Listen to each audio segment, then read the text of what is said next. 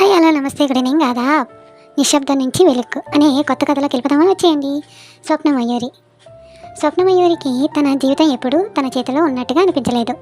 ఏ రోజు ఎలా గడుస్తుందో కూడా ఎవరో నిర్ణయించినట్లే ఉండేది. తల్లిదండ్రుల జ్ఞాపకాలు ఆమెకు స్పష్టంగా గుర్తులేదు. చిన్ననాటి నుంచే నువ్వు అనాథవి అనే మాట ఆమె మనసులో నిశ్శబ్దంగా కూర్చుండిపోయింది.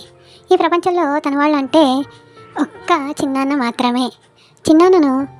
చిన్నాన్న ఎప్పుడు ఆమె అన్న కూతురులా చూసుకోలేదు, తన కన్న కూతురులాగా చూసుకునేవారు. అది ఆమెకు కొంచెం భరోసాగా ఇచ్చేది. కానీ ఆ భరోసా చిన్నాన్న పెళ్లితోనే నెమ్మదిగా చెదిరిపోయింది.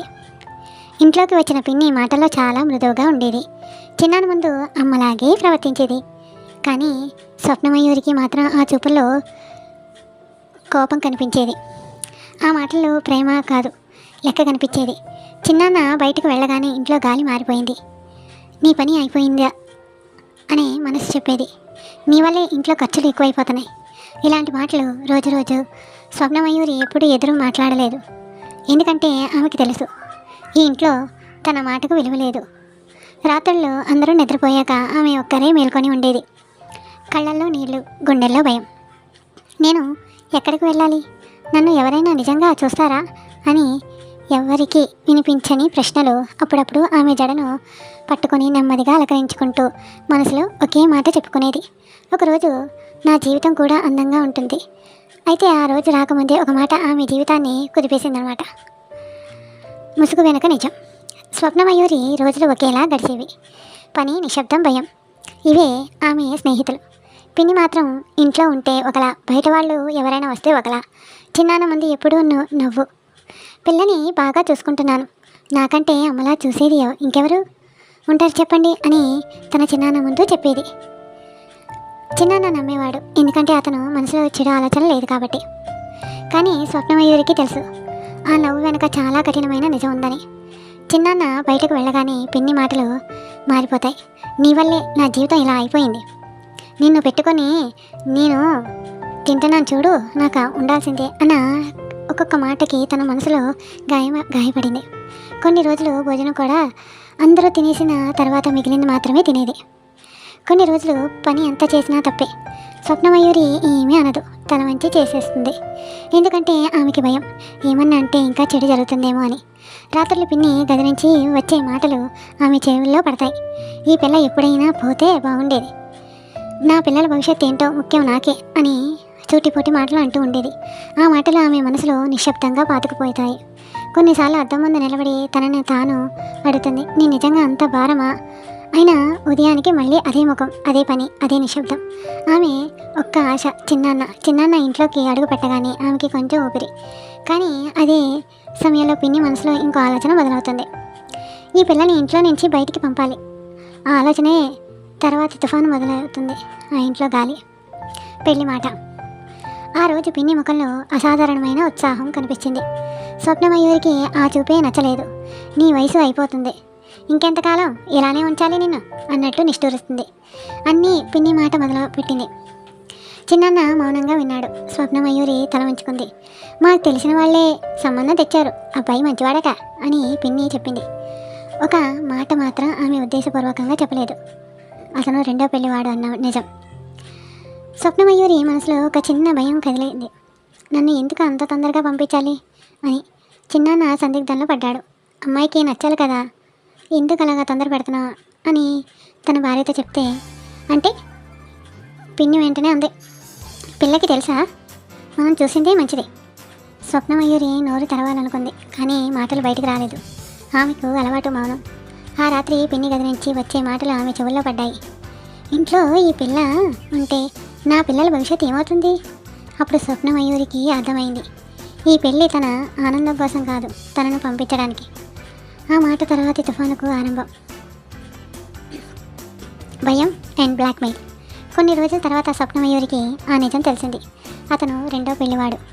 ఆ మాట ఆమె గుండెల్లో ఒక్కసారిగా పిండిచినట్టు అయిపోయింది. పిన్ని పక్కింటి వాళ్ళతో నవ్వుతూ చెప్పిన మాటలు ఆమె విన్నది. రెండో పెళ్లివాడే, ఇలాంటి అమ్మాయిలకి ఇంతే చాలు. ఆ రాత్రి స్వప్నమయూరి నిద్రపోలేదు. నన్ను ఇలా ఎందుకు చూస్తున్నారు? నేను చేసిన తప్పేమిటి? ఉదయాన్నే చిన్నాన్న దగ్గరకు వెళ్ళి అంతా చెప్పేసింది. చిన్నాన్న షాక్ అయ్యాడు. నాకు తెలియదమ్మా, తెలిస్తే నేను ఒప్పుకోను అనగానే పిన్ని రౌద్ర రూపం బయటపడింది.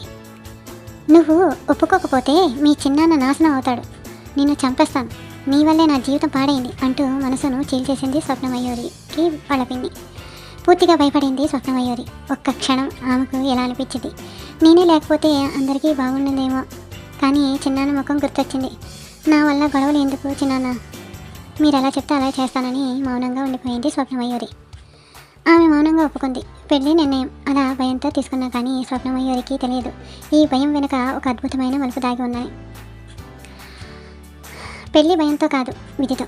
పెళ్లి రోజు వచ్చింది. స్వప్నమయూరి ముఖంలో అలంకారం ఉంది, కానీ మనసులో మాత్రం ప్రశ్నలు. నేను సరైన నిర్ణయం తీసుకున్నానా అని. చిన్నాన్న కళ్ళల్లో కన్నీళ్ళు, పిన్ని ముఖంలో మాత్రం నిశ్చింత ఆనందం. చూడు, నీ పని అయిపోయింది అన్న భావం. అబ్బాయి స్వప్నమయూరిని చూసినప్పుడు ఆ చూపులో గర్వం లేదు, అహంకారం లేదు, కేవలం మౌనం, గౌరవం. పెళ్లి పూర్తయింది. స్వప్నమయూరి ఇక ఇంటి నుంచి మరో ఇంటికి అడుగుపెట్టింది. భయంతోనే కానీ లోపల ఎక్కడో చిన్న ఆశ కూడా. అత్తారింటికి నిజం. అత్తారింటికి వెళ్ళి మొదటి రోజు నుంచే స్వప్నమయూరికి ఏదో తేడాగా అనిపించింది. తను ఊహించినట్టు ఎవరు గట్టిగా మాట్లాడలేదు. అత్త తన చేతి మీద చేయి వేసి, అమ్మ భయపడద్దు, ఇక్కడ నువ్వు ఒంటరిగా లేవు అన్నది అత్త. మామగారు నీకు ఏమైనా కావాలా చెప్పమ్మా అంటారు. భర్త రోజు నెమ్మదిగా మాట్లాడతాడు.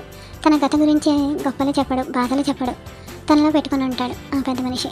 ప్రతిరోజు స్వప్నమయూరి బయటకు తీసుకెళ్తాడు. చిన్న చిన్న విషయాల్లో కూడా ఆమె ఇష్టం అడుగుతాడు. ఆమెకి అర్థమవుతుంది మంచితనం అరిచే మాటల్లో కాదు, నిశ్శబ్దమైన ప్రవర్తనలో ఉంటుందని. రోజులు గడుస్తున్నాయి. స్వప్నమయూరి నవ్వడం మొదలు పెడుతుంది. రాత్రుల్లో భయంతో కాదు, నిద్ర వస్తుంది. చిన్నాన్న వచ్చి ఆమె కాపురం చూసి నిశ్శబ్దంగా దేవుడికి దండం పెడతాడు, నా పిల్ల బాగుంది అని. పిన్ని మాత్రం అత్తారింటికి రావడం సాహసం చేయదు. వాళ్ళు మంచివాళ్ళైతే మనకి నెత్తి మీద పడుతుంది అని భయపడుతుంది. అలా స్వప్నమయూరికి జీవితం నెమ్మదిగా నరకం నుంచి వెలుగులోకి వస్తుంది. ఇప్పటి వరకు బాధ, భయం, మార్పు, శాంతి అన్నీ వచ్చాయిగా. వెలుగులో నిలిచిన స్వప్నమయూరి. రోజులు నెలలుగా మారాయి. స్వప్నమయూరి ఇంట్లో ఇప్పుడు నిశ్శబ్దం లేదు, నెమ్మదైన సంతోషం. అత్తమామలు తనను కూతురిలా చూస్తున్నారు. ఏ మాటలోనూ తక్కువతనం లేదు, ఏ పనిలోనూ బలవంతం లేదు. భర్త తన గతాన్ని మోసుకుంటూ కూడా ప్రస్తుతం ప్రేమించడం నేర్చుకున్నాడు. గొప్ప మాటలు కాదు, రోజు చేసే చిన్న చిన్న పనులే తన ప్రేమని చూపిస్తున్నాయి. స్వప్నమయూరి ఇప్పుడు తన ఇష్టం చెప్పడం నేర్చుకుంది. తన నవ్వు ఇప్పుడు నమ్మకంతో వస్తుంది. చిన్నాన్న ఆమె కాపురం చూసి హృదయం నిండా తృప్తి చెందాడు. నా పిల్ల జీవితం ఇప్పుడు నా చేతుల్లో లేదు, దేవుడి చేతుల్లో ఉంది అని అనుకున్నాడు. పిన్ని కదా, పిన్ని మాత్రం తనే వేసుకున్న భయపు గోడల్లో తానే బంధించబడింది. ఇతరులు సంతోషంగా ఉన్నారనే వార్త ఆమె నిద్ర లేని రాత్రులను ఇచ్చింది. అత్తారింటికి వెళ్ళలేదు, మాటలు తగ్గిపోయాయి, అహంకారం ఒంటరిగా మిగిలిపోయింది. ఎవరు శిక్ష ఇవ్వలేదు, కానీ ఆమె మనసే ఆమె శిక్ష అయింది. ఎందుకంటే తన బావ కూతుర్ని ఇంత ఇబ్బంది పెట్టింది కదా. స్వప్నమయూరిని ఎంత ఇబ్బంది పెట్టిందో తన పిన్ని కూడా అంతే ఇబ్బంది పడింది. చివరి మాట. ఒక సాయంత్రం స్వప్నమయూరి తన జడను నెమ్మదిగా అల్లుకుంది. అద్దంలో చూసుకొని మొదటిసారి అలా అనుకుంది, నా జీవితం ఇప్పుడు నా చేతుల్లోనే ఉంది. నిశ్శబ్దంగా బాధపడ్డ అమ్మాయి ఇప్పుడు నిశ్శబ్దంగా బలమైన మహిళ అయింది. కథ సారాంశం. రెండో పెళ్ళి చెడు కాదు, కానీ చెడు మనసే అసలు శత్రువు. నిశ్శబ్దంగా భరించే వాళ్ళే చివరికి వెలుగులోకి నిలుస్తారు. ఇప్పుడు పిన్ని నరకం లాంటి జీవితం. పిన్ని ఇక ఎవరిని హింసించదు, కానీ అదే ఆమెకు నరకం అయింది. 6 నెలలుగా తిండి లేదు, నిద్ర లేదు, భర్త మాట లేదు, పిల్లల మాట లేదు. ఇంట్లో ఉన్న మనుషుల మధ్య ఉన్న ఆమె ఒక ట్రాన్స్లోకి వెళ్ళినట్టే ఉంటుంది. తినడం మానేసింది, పడుకోవడం మానేసింది, మనసును పూర్తిగా ఖాళీ అయిపోయింది. డిప్రెషన్లో ఇదే ఆమెకు నచ్చిన శిక్ష. స్వప్న స్పర్శ. అప్పుడే స్వప్న వచ్చింది. ఏ నిందలు లేవు, ఏ గుర్తు చేసే మాటలు లేవు. స్వప్న కేవలం ఆమె చేతి పట్టుకుంది. ఆ స్పర్శలో కోపం లేదు, పగ లేదు, అంతే. ఆ ఒక్క స్పర్శతో పిన్ని లోపల ఉన్న రాయి కరిగిపోయింది. తాను ఎంత మందిని నరకం చూపించిందో అదే నరకం తాను 2 అనుభవించాలని అర్థమైంది. ఎదుటి వాళ్ళను బాధ పెడితే ఆ బాధ తిరిగి మనకే వస్తుంది. ఇదే ఆమెకి బోధ, అనుభవం. అందుకే ఆమె మారింది. భయంతో కాదు, శిక్షతో, స్పర్శతో, క్షమతో, ప్రేమతో. సందేశం. మనం ఎవరికైనా నరకం చూపిస్తే ఆ నరకం తిరిగి మనకే జీవితంలోకి వస్తుంది. కానీ ఒక స్పర్శ, ఒక మంచి మాట, ఒక క్షమ ఒక మనిషిని పూర్తిగా మార్చారు. ఇదే స్వప్నమయూరి కథ. ఈ కథలో ప్రతి ఒక్కరూ చాలా మంచిగా మారుతారు. పిన్ని కూడా తన బావ కూతుర్ని తన సొంత కూతురులాగా చూసుకుంటుంది. ఇలా అందరూ సంతోషంగా ఉంటారు, ప్రతి ఒక్కరూ ఆనందంగా ఉంటారు. ఈ కథ నచ్చిందా? Please like, share, subscribe, visit my channel. Thank you.